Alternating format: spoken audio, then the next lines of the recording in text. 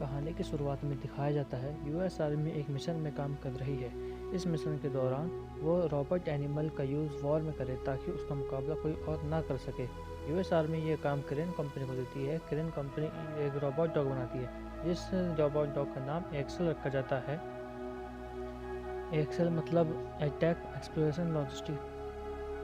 अगली सुबह हमें बाइक रेस दिखाई जाती है जिसमें कई बाइकर्स होते हैं। इसमें माइकल्स और सैम को भी दिखाया जाता है। इन दोनों के बीच में काफ़ी अच्छी बाइक रेस होती है, पर माइक के बाइक का पार्ट खराब होने की वजह से माइक गिर जाता है और रेस से बाहर हो जाता है और इसी का फ़ायदा सैम को मिलता है और वह जीत जाता है। माइक अपने डैड से स्पेयर पार्ट मांगता है पर उनके पास एक ही स्पेयर पार्ट, तो माइक के डैड सैम के डैड से स्पेयर पार्ट मांगने जाते हैं पर उनके डैड उनको मना कर देते हैं। वहीं एक लड़की को दिखाया जाता है जिनका नाम सैरा होता है। वो उनकी हेल्प करती हैं।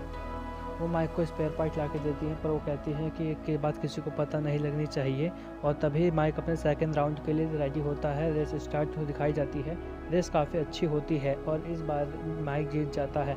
माइक और उसके डैड अपने सामान की पैकिंग कर रहे थे, तभी सैम के दोस्त और वो आते माइक को अपने साथ अपने पार्टी में इनवाइट करते हैं पर माइक मना कर देता है। तभी उसके डैड के समझाने के बाद माइक तैयार हो जाता है। हमें क्रेन कंपनी दिखाई जाती है जहाँ पे हमें पता लगता है कि एलेक्स अब वहाँ से भाग चुका है और वहाँ के एम्प्लॉय एलेक्स के पीछे कुछ ड्रोन्स रोबोट भेजते हैं ताकि वो उसका पीछा कर सके।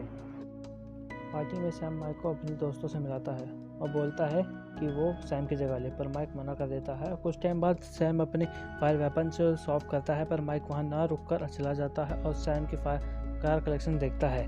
वहाँ पे उसको काफ़ी अच्छा लगता है तो उसी कार में बैठ जाता है। कुछ टाइम बाद वहाँ पे सायरा आती है और उसके साथ बात करने लगती है। बातों बातों में ही वो एक दूसरे का धन्यवाद। दूसरी तरफ हमें दिखाया जाता है कि कंपनी अभी तक एक्सेल को ढूंढ रही है।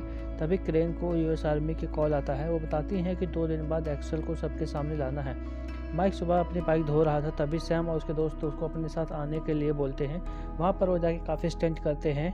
उस समय सैम के दोस्त माइक के बाइक में खराबी कर देते हैं जिसकी वजह से वहाँ गिर जाता है। सैम और उसके दोस्त माइक को वहीं छोड़कर चले जाते हैं। माइक किसी तरह वहाँ पे उठता है और अपनी बाइक स्टार्ट करने की कोशिश करता है पर बाइक स्टार्ट नहीं होती। वह देखता है कि सैम और उसके दोस्त उसके लिए सिर्फ कपड़े और ऑयल ही छोड़कर गए हैं। वो ध्यान से सुनता है तो देखता है कि आगे जंगी यार्ड में से एक आवाज़ आ रही है। उसे आवाज़ आती है। कुछ देर आवाज़ सुनने के बाद माइक वहाँ जाता है तो ध्यान से देखता है कि वहाँ पे एक्सेल है, पर वो समझ नहीं पाता कि वहाँ पे क्या है, तो कुछ देर और अंदर जाता है। तभी एक्सेल को देख के डर के भागने लगता है। अपनी बाइक स्टार्ट करने की कोशिश करता है पर बाइक स्टार्ट ना होने के कारण वो फंस जाता है। कुछ देर कोशिश करने के बाद उसकी बाइक स्टार्ट हो जाती है और वो भागने लगता है। तभी एक्सेल माइक का पीछा करने लगता है। काफ़ी देर एक दूसरे का पीछा करने के बाद काफ़ी देर पीछा करता है। एक्सेल आयरन रॉड में गिर जाता है जिसकी वजह से उसे डैमेज होता है। माइक को एक्सेल पर दया आती है। माइक एक्सेल की हेल्प करने के लिए उसके पास जाता है तो एक्सेल माइक को नहीं जानता, इसलिए वो सेल्फ डिस्ट्रक्शन मोड ऑन कर देता है। एक्सेल जब तक देखता है कि माइक उसकी हेल्प कर रहा है तो सेल्फ डिस्ट्रक्शन मोड ऑफ कर देता है। माइक का फ़ोन हैक करके अपने बारे में बताता है। तब माइक को पता लगता है कि इसका नाम एक्सेल है और इसको और अपने डैमेज पार्ट की इन्फॉर्मेशन देता है। सैरा सैम से माइक के बारे में पूछती है। सैम सही से नहीं बताता। सैरा जब गुस्से में पूछती है तब सैम उसे माइक का लोकेशन बता देता है। सैरा माइक को लेने के लिए निकल जाती है। माइक एक्सेल के खराब पार्ट को रिप्लेस करके अपने बाइक का पार्ट लगा देता है।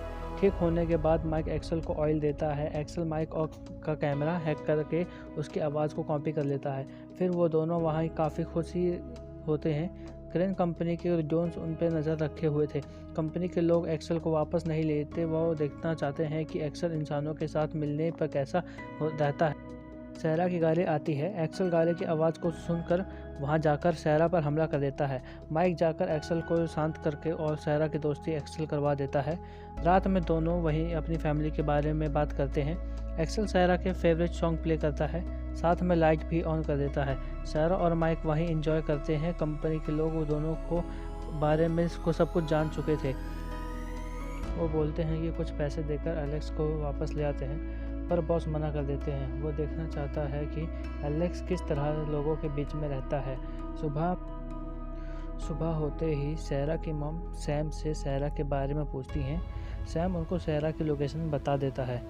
सैरा और माइक एक्सेल को लेकर निकल जाते हैं। वो पेट्रोल पंप पर जाते हैं तो वहाँ उनको पता लगता है कि उनके पास पैसे नहीं है। माइक के पास पैसे ना होने की वजह से वो तेल नहीं डलवा पाते, पर एक्सेल मशीन को हैक कर लेता है और वहाँ की एटीएम मशीन को भी हैक कर लेता है। उसी समय वो बहुत एटीएम मशीन से बहुत सारे कैश निकाल देता है। कुछ टाइम बाद वो सहरा की फेवरेट पेंटिंग वाली जगह पर जाते हैं, जहाँ पर सहरा के अलावा और कोई नहीं जाता। इस बार सहरा एक पंख बनाती है, जिस पंख को एलेक्स स्कैन कर लेता है और अपने कंपनी के होलोग्राम के साथ मैच करता है। तभी वो अपने बारे में बताता है। माइक और सारा को यही पता लगता है कि एक्सेल को यूएस आर्मी के लिए बनाया जा रहा था, ताकि वो उसका युद्ध में यूज़ कर सकें और उससे कोई ना जीत सके। उसी के ऊपर काफ़ी सारे वेपन लगाए जाने थे ताकि उसको युद्ध में काम आए। तभी माइक को एक्सेल के बारे में और भी खासियत पता लगती हैं, जैसे कि माइक अपने पार्टनर के साथ बातचीत कर सकता है और उसके मुताबिक चल सकता है। तभी माइक को पता लगता है कि एलेक्स के पास एक लॉकेट है और जिसने उस लॉकेट को छू लिया एक्सेल उसी का हो जाएगा और उसी का कहा मानेगा। माइक उसे टच कर लेता है। तभी वहाँ सैम आता है।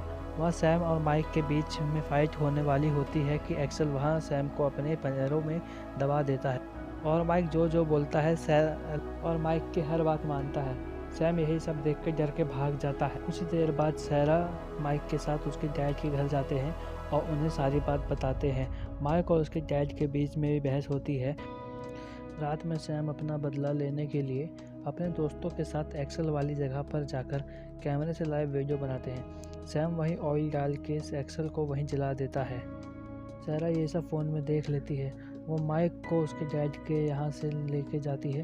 जब तक वो वहाँ पहुँचते हैं तब तक सैम जा चुका था और एलेक्स को पूरी तरह जल चुका था। एलेक्स की ऐसी हालत देखकर माइक को सैम पे बहुत गुस्सा आता है। वो अपने गुस्से पर कंट्रोल करता है और एलेक्स को उठाने की कोशिश करता है। कई बार कोशिश करने के बाद एलेक्स माइक को अपने फ़ोन पर लोकेशन भेजता है जहाँ पर वो ठीक हो सकता है। कंपनी सिचुएशन को इमरजेंसी डिक्लेयर करके आर्मी के पास इमरजेंसी मैसेज सेंड करते हैं। एक्सेल वहाँ का डोर ओपन करता है। माइक और सारा एक्सेल को ठीक करते हैं। ठीक होने के बाद में एक्सेल को स्टार्ट होने में कुछ टाइम और लगता, तभी वहाँ कंपनी के सर्चिंग टीम वहाँ आ जाती है और उनके बीच में काफ़ी फाइट होती है, जिसमें सर्चिंग टीम जीत जाती है और उन दोनों को कंपनी लेकर जाते हैं जहाँ पर एक्सेल को बनाया गया था। तभी माइक की आंखें खुलती हैं। वो देखता है कि एक्सेल को कई सारे तारों के साथ बांध रखा है और उसको नई इन्फॉर्मेशन दी जा रही है, पर बिना लॉकेट के वो लोग उसको कंट्रोल नहीं कर सकते। तभी वो लोग सहरा को लेकर आते हैं और एक लाइट के बीचों बीच खड़ा कर देते हैं और बोलते हैं अगर ये यहाँ से बाहर निकलेगी तो एक्सेल उसे मार देगा। तभी सहरा किसी तरह वहाँ पे रखे एक ऑब्जेक्ट को उठाती है और उससे हवा में ही पेंटिंग बनाने लगती है, जिसकी वजह से एक्सेल सहरा की पेंटिंग पहचान जाता है और साथ ही में सहरा को भी पहचान जाता है।